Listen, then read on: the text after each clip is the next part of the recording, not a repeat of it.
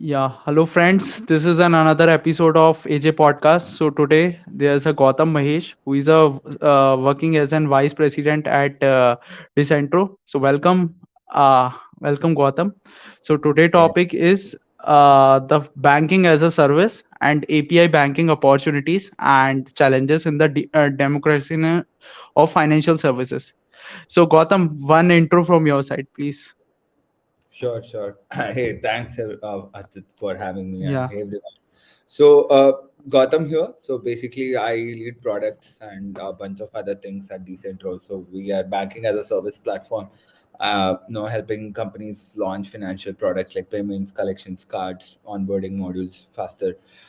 So, been there with now almost 2 years with the company, basically done a bunch of things. Prior to that, worked with quite a few fintech lenders, basically NBFCs, leading products, partnerships, programs, etc. So overall, most spend my entire career across developer, product, partnerships, etc. for almost 10 plus years. And yeah, now I'm in a SaaS company like Decentro. So that's in a nutshell, quick summary of yeah, myself. I'm basically an engineer like most people, and did my MBA after that. So yeah, that's a great, bit about me. great. Great, Gautam. So, Gautam, could you explain what is banking as a service and Sure. API? Could you put up a small light on that?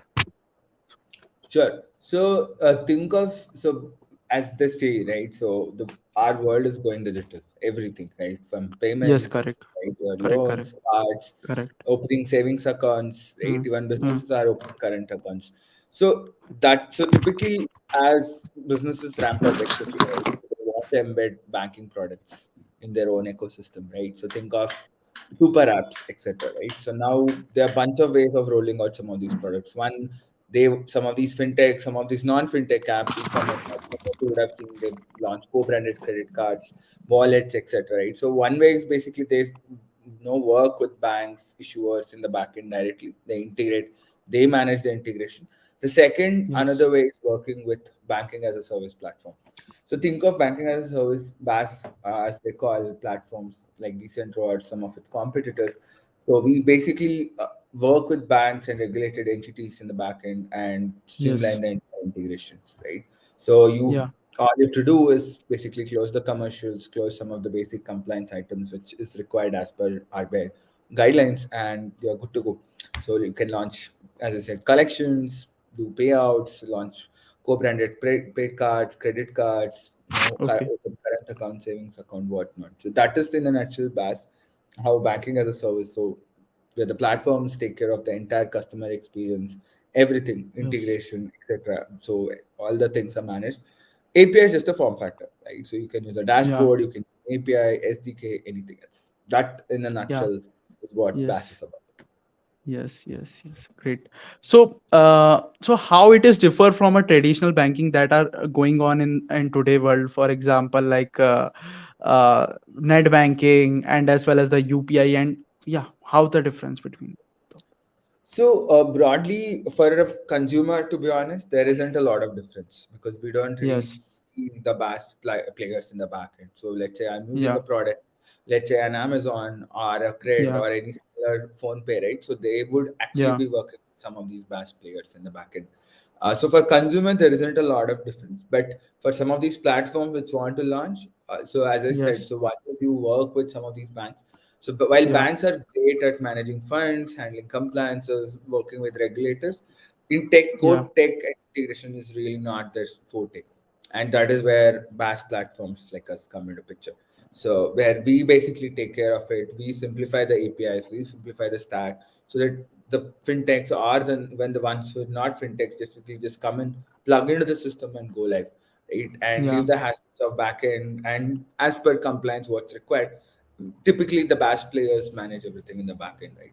So alternative is that you keep on iterating, etc. So you want to switch a bank partner, again you have to basically reintegrate, spend months together working with the bank, handling compliances, handling integrations, which is where a BaaS company comes in, right? So they take some okay, percentage of the fees, charges, etc. yes, yes, But you get yes. to focus on your core. So, how is banking BaaS enabling fintech companies to offer new financial product and services? right? Yeah. So So, please give an example as well, as that is so much easy for sure. understand to. Yeah. Sure. Yeah. So I'll take a very good example. So typically, Yeah.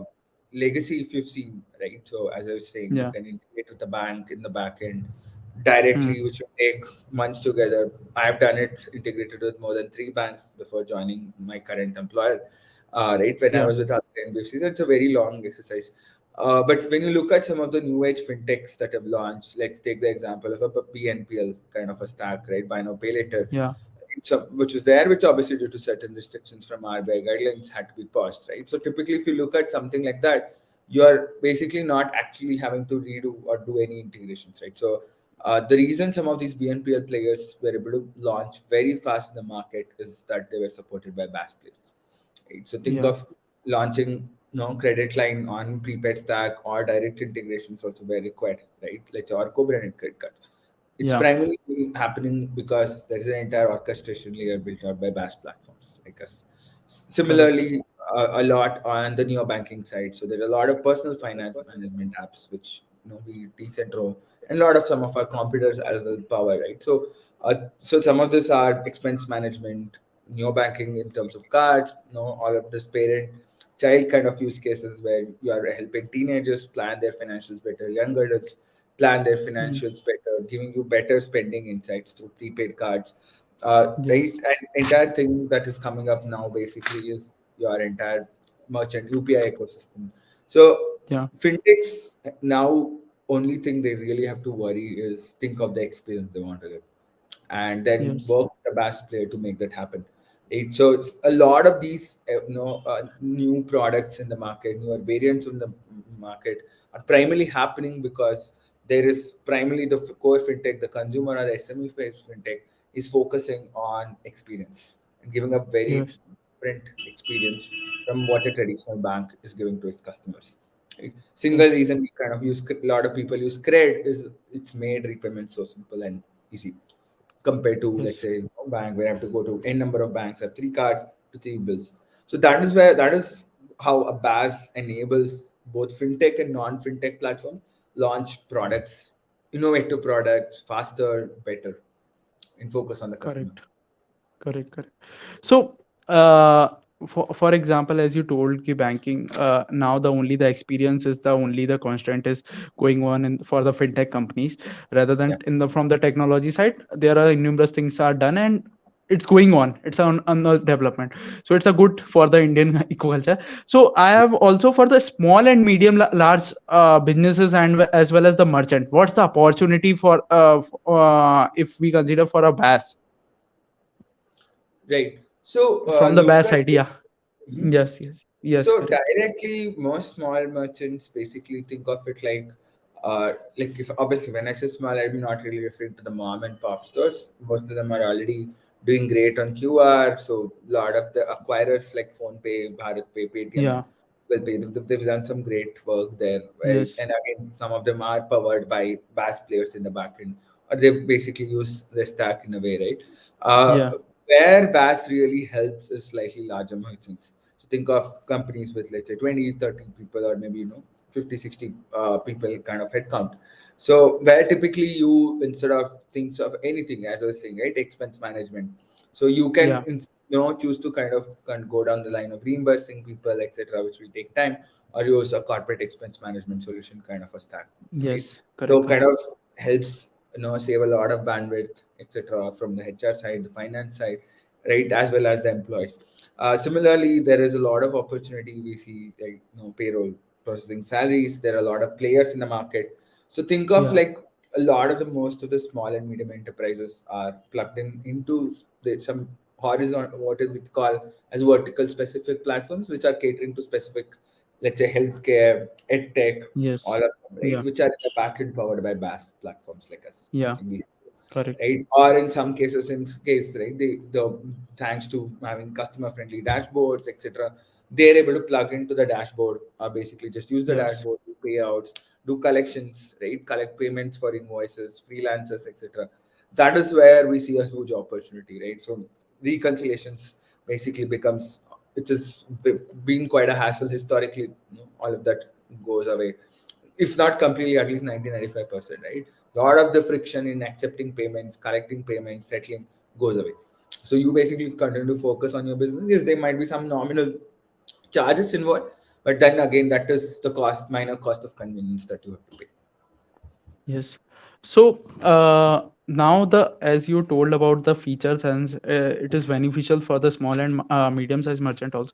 So I have a one query that how it is more about like for the from the implementation side. What's the because in the banking there is always a trust and compliances. Okay, compliances we need to follow for any fintech product if we develop. So we need to ensure about the trust as well as the compliances or the particular industry, a particular country. Okay, so what's the challenges when we implementing BAS from the regulatory compliances and security concerns as well as because trust is also covered by security concern. That's why, yeah. Right. So typically, most of the past players themselves handle all of this. So a fintech or a non-fintech or any business which is integrated with the BaaS actually doesn't have to worry about it, right? So typically, when you are building, as you rightly said, one of the most important things that spend a lot we I've spent a lot of time myself is understanding compliances.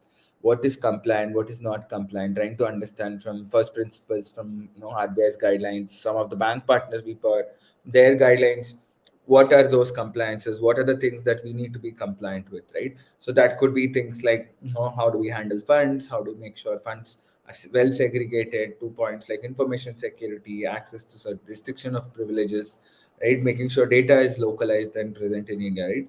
So when you Yes. are building those products, you need to keep these things in mind, right? Because the Yeah. regulator, bank partners, and even customers assume you are handling all of it, right? And it is the job of the product teams at these such companies like me to make us and me and my team to make sure that we kind of handle all of these things so that our and educate our customers. It's not obviously so medium, as you said, small enterprises, medium enterprises, even large companies sometimes are not aware what and how these things work, and that is where customer education comes in. Us having to Yeah. explain why this is the way we should be handling funds. This is the way this settlements Yeah. need to happen. This is the way basically payouts need Yeah. to happen, collections. That's where we're coming from. So yeah. Okay. So yeah, so I have a matlab, for example, you told about that you are reading the compliances and from the first principle thinking as well. So how you can figure out what is relevant, what is not, because it's a long, pretty documents of 40 pages, 50 pages. And is there any best practices you follow? So it is very easy for our audience as well as because it's a most important part for the fintechs product managers to learn, even the NPCI, the people who are working for UPI as well as for the from the NPCI products, all about from whether it's a payment gateway or whether whatever is there. So yeah, so how you can read it and how you can grasp it and yeah, what you are using. So best I practices. don't have any specific best practices or anything. So a Yeah, major thing is basically paying attention to detail. So yeah, yes, you're right. So a lot of the PMs I have interacted generally don't like reading the circular. They find it boring, correct. etc. I have generally Yes, found it very interesting, right? yeah, Maybe because of my background working with regulated entities, but yes, yeah, uh, primarily like deep dive, right? So there are always most of the circulars is it's again Pareto 80-20, right? 20 there be just yeah, 20 in that a circular guidelines from the regulator or NPCI in the like RBI, sometimes it could be SEBI, IRDI, right? Which will hold 80% of the value. So it's all about scanning through some of these circulars, guidelines first, thinking through, right? Like what does it would be trying to do? What is it the regulators thinking about? Why is it that they're thinking about? Put yourself in the yes, regulators and think from their perspective, right? And like after you kind of read it once, maybe max twice, you know that what are those, maybe 2 or 3 paragraphs, sub bullets, which kind of really make sense, and double click on it, read it multiple times, it get that clarity. If not, talk to people around you. That's things. There is no that's the short best practice. No shortcut for that. there's no shortcut So to at complete. least we need to read about two said three times or four times at least. At least even you are from compliances background. Even for that you need to read about two to three times. Yeah. That's great. So yeah. So how do APIs enable financial institute to connect with customers and third-party developers, and what benefit does this bring? Is it like a SDE format or SDK format, or what is like that? Uh, so think of it like most of the banks basically want to Yeah. work with fintechs, Yeah. right?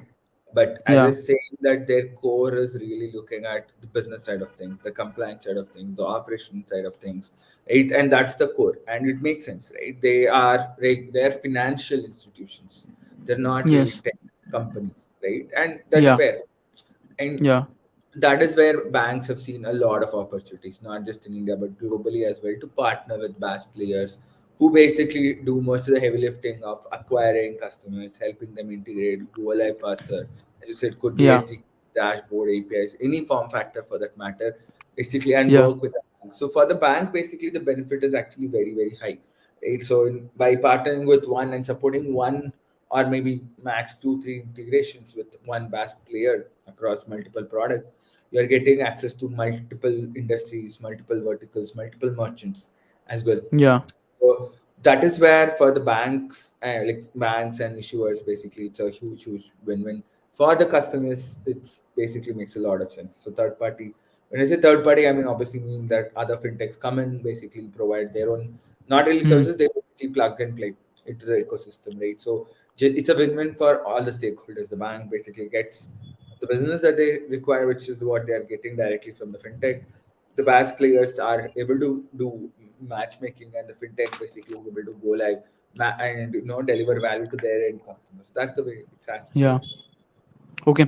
So, as you told, it is helping in the bankings to acquire the merchant, small, medium, large, any type of merchant is there. So, is it for a retail customers and individual people like me and you? Matlab, for example, I'm not doing business. Okay, I'm a service class guy, and you are also coming from a service class guy. Okay, so is it bank? Matlab, is it helpful for to acquire that customers as well as, or is it only for merchant side? So most BaaS companies they don't really Hmm. acquire the end consumer, right? So Okay. Decentro works Yeah. with businesses. Now that Yeah. business will basically cater to a Gautam or Archit. So the bank Yeah. tech not really acquiring the consumer, or Yeah. in some cases not even the merchant necessarily. So Yeah. that's the way it works. There are products like neo banking where you're opening savings accounts, or in the Yeah. case of businesses, right, where you're opening current accounts. In case of Yes. cards, credit cards example especially, right? So Hmm. where Hmm. you are indeed acquiring a Gotham as a customer, and the bank Yes. or the institute has the rights to basically reach out to Gotham, acquire, cross sell products, etc. That's very much permissible, yes. But in the case Yeah. of payments and all, there is not really much use case, or there isn't really any acquisition or any kind of, how do I say, Hmm. Hmm. direct Hmm. Hmm. relationship that the bank or the regulatory entity has with the end consumer. That's the way it is. Correct. Correct. Correct. Okay. So, fantastic. So, what are the some challenges that come in implementing with an API banking model, such as data privacy concern and technical complexity? Because technical complexity is always higher. So, Yeah, so there are a lot of challenges, right? yeah. So as a BaaS company, right, what we're trying to do is basically work with two extreme opposites, polar opposites, right? Yeah. One have extremely uh, agile, high growth stage Yeah. fintech consumer platforms which kind of want to launch products, and literally couple of, in some cases, in less than a week they want to launch products. On the other Yeah. hand, you have basically legacy institutions with specific way that the stacks are built, specific way that compliances, specific go live sign off processes are required, etc., right? Yeah. Bridging the gap is a huge challenge in itself, and that's where customer education, the entire bit around program managing it, basically is a fair amount of challenge, right? And part of it is, so data privacy, technical complexity is one of them, as most BaaS players basically rely on banks or infrastructure as well. Yes, some of them do Yes. have, not India, globally as well, some of them have direct connectivity to certain infrastructure like card networks or networks like payment networks like UPI. Most of them Yes. still at least in the case of countries like India, has to go through banks. So yes, there are technical challenges that typically BaaS players face because the backend infrastructure is still powered by a bank. Right? Yes, some part Yes. of it might be abstracted out. We handle the BaaS players build, but yes, so that is where is it's all about understanding again, right? Breaking down the Hmm. complex information into smaller chunks, trying to Yeah. spend time by why certain API the bank is what is building out or has shared. Does it make sense? Does it not make sense? Yes, there are challenges. A lot of banks still work on XML formats, while most customers are moved to JSON format APIs. A Correct. lot of the Yeah.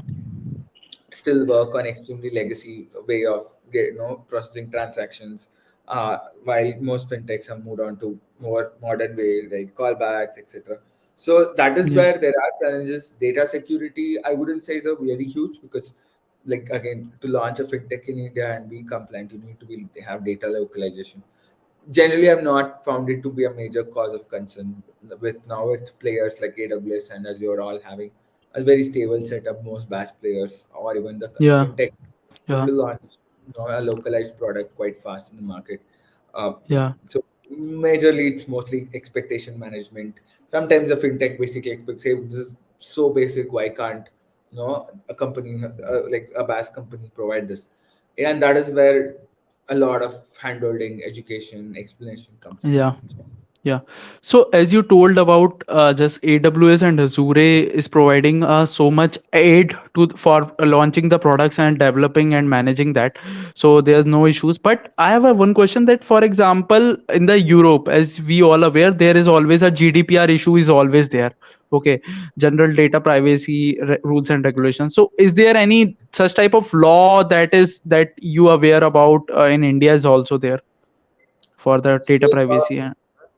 yeah, so Any? there are multiple levels. The government is coming with the personal data, PDP Yeah. bill has already been asked for Yeah. recommendation, and already there are councils, the IMA and all is working to define. There is a data custodian, etc. The entire framework has been extremely well thought. Yes, there are Hmm. things that. So yes, in short, there is data guidelines clearly around it. And in terms of payments and transactions, cards, etc., there already we have a lot of guidelines in India as well. So where can you store data? What kind of data can you store? How long can you store around data localization? So we have a Yeah. lot of guidelines around it, which most BaaS players have to adhere to, and in some cases, Yes. the fintech or the customers need to adhere to as well. So I Yes. think Correct. India is fairly well regulated. So as I was saying that Yeah. data has to stay in India. There is no exception. So it's actually Yes. not that much of a challenge for most companies to actually build out stack in India. Yeah. So also just now, matlab it's about February of 23rd. The gas checkout for the cards is also not. We cannot merchant cannot store the card detail on their website as well as right now.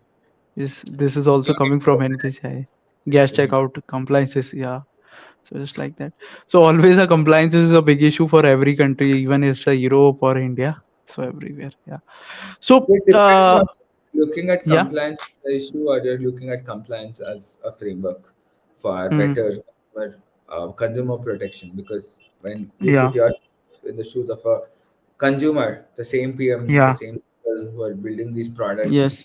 Yes. are ready to, would you be ready to store car details on a Hmm. random platform? The answer is no.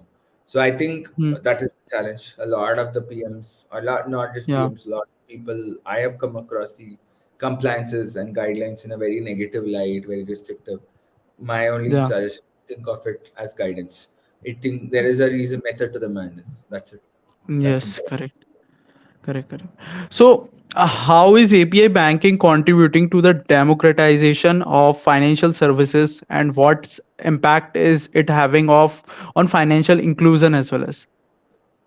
Right. So it's the same thing I was talking, right? So Yeah. like typically think of it the single reason that you have a lot of now Hmm. API, a lot of wallets coming out, a lot of customers basically are the younger generation is ready to try out new products. More and more innovative products are being built out even in the hinterlands basically, right? There are a lot of Yeah. aggregators players which are going to the last mile, which are built on BaaS setups, right? Who are Yeah. basically doing things like money transfer, remittances, Hmm. domestic remittances, cross-border remittances, financial services aggregation, etc. Right? So, Yeah. so UPI has helped immensely in terms of acceptance as well.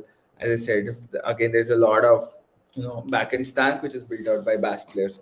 So that is the way. So directly BaaS on its own can't really go in terms of distribution, but by Yeah. working with good players with good distribution with reach in the rural areas, tier two or tier three, four, five plus cities, or in the rural areas, especially. Right? Uh, a lot of customers have benefited, merchants especially have benefited immensely, right?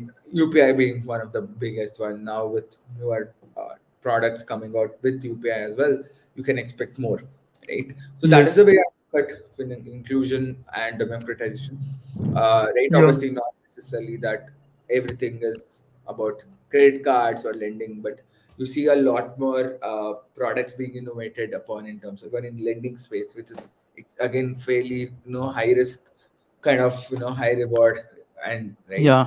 So again same first principles, right? So that is what I would say. So people are companies are taking bets, right? Because now they are confident, hey, like I have the backend infrastructure to support me to recover my repayments, basically the right systems in the backend to help manage right processes Yes. directly or through BaaS platform.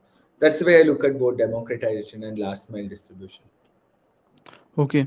So, how are the some financial institutions addressing the security risk associated with open banking, as you told about neo banking as well as, and API access to customer data? So honestly speaking, it all there is no major. I'm not saying there's no risk involved, but Yeah. in terms of newer banking, again, as I said, it all depends a lot on the agreement with the bank partner. So usually, Yeah. most banks when they are launching complex products like neo banking or even cards, co-branded or no credit cards, have very specific guidelines where data can be stored, what data can be stored, cannot be stored. RBI has issued guidelines on it. There is extensive audit that kind of happens from the bank partners as well. Basically, the regulated entities as well are Yes. audit. So that way, most of these issues are kind of resolved. And Yeah. again, if you look at neobanking or card stack, basically these are again Yeah. layers on top of traditional products. So RBI guidelines are very much applicable. So it's not like just because you are building a fancy or a nice UI, it doesn't necessarily mean that you can do whatever you want. You can skip data privacy or you can skip regulations or compliance, right? Yes. Like those are table stakes. Those will need to happen. These are just Yeah. icing on the right. So whatever nice friendly UI you're building out is an icing on the cake, right? The cake Yeah. itself, Yes. well. Yeah. So could you give me an some examples, successfully examples of API banking as well as the successfully BaaS companies and collaborations, Lot of if I have? companies globally, right? So there are players like Stripe globally, Yeah. which have done exceptionally well. There is Adian, again, another well-known player in global markets. So both of them have done exceptionally well on both cross-border and there is Marketa, Synapse, Unit, right, who've done Yeah. exceptionally well in the US and the EU region, where Yeah. US especially has done exceptionally well Yes. on open banking standards, right? They have very clear open banking standards, which a lot of companies like Plaid and all have built on top of it. Yeah. Marketa is another great example. Yeah. So that's the way I look at it. So most all of them have kind of collaborated with multiple banks, issuers, networks like Visa, Master, diners, etc., to roll out some great products, right? Both across credit cards, debit cards, prepaid cards, accounts opening as well, right? Globally, it's pretty much the same thing, same story. Right in Asia as well, you see some really great players like Brex, Airwallex doing some exceptional work. Rapid, on the card side as well. Rapid on the cross-border side. Closer home again, you have players like where I'm working from Decentro as well as players like Razorpay, which is doing an exceptionally good job, right? On the entire payment aggregation, the banking as a service layer. That's the way I look at it. I think it's a growing market. It will continue to flourish. as long as there is demand for payments and financial services. So, as you told that these financial institutions are doing so much well. So, what you think, according to you, what's the future of banking as a service and API banking, and how both of the things contribute towards the future as well as and current development of the products? So the way I look at it is that, so as I was telling, it's a corollary to the question you asked around innovative, right? So it's all Yeah, about building better products, better yeah, yeah, experiences. So the yeah, next wave of growth will come in launching newer products, right? Improving on existing products, improving on existing yeah, experiences, improving performances, working with back-end partner banks and other yeah, regulated entities to roll out better yeah. products. So that will be the focus, right? There are a lot of new products coming out in the market. There is credit UPI linked to credit cards, Rupee credit cards to start with. Then there's the entire UPI on the PPI side coming out. There is a lot happening on the Aadhaar side of things as well. UPI 2.0 has been released. UPI with block has been released. So Yeah. there is a huge future. So most lot of growth stage companies, growth stage early stage fintechs, growth stage fintechs, more and more companies want to work with aggregators and BaaS players. It's, and a Yes. lot of the banks also are happy to work with aggregators. It helps them focus on their core and lets the BaaS players focus on bridging the gap between the two, right? So the growth will become more and more customer focused. Yeah. So in the end, it all boils down to how well can you give a good product or a value proposition to your customers. It's not just fancy UI UX, right? Giving good support, making sure customers transactions are well tracked. There's no reconciliation. That's the way I look at it, right? So that is where you can expect more and more focused aggregators, focused BaaS players, focused consumer and SME facing fintech in across Yes. horizontal verticals. Yes. Okay, correct. So, thank you so much, Gautam, for coming up and give your precious time. And you are on the mission, creating a Decentro and impact the millions of the people with the help of your products and services. So, thank you so much. Is there anything I missed out? So, please, it's open to you, so you can say, yeah, No, I think nothing. I one think words. we've covered most of it. I think it's just that Yeah. I think it's a very. Yes. I think a lot of people think building a fintech product is very easy. Yeah. Yeah. It's nice when you're experiencing it. But the back end challenges that are involved, not just as on the BaaS side, obviously, right? Yes. Working as a consumer fintech or an SME fintech, it is Yeah. quite a challenging. So it's not really as easy and as simple as it looks. So that's Yeah. what I Yes. want. Correct. But Yeah. at the same Correct. time, it's a great experience as well. So Yeah. that's Yeah. Yeah. Yeah. Thank you so much, Gautam, for joining us. Thanks. Thanks again. sure.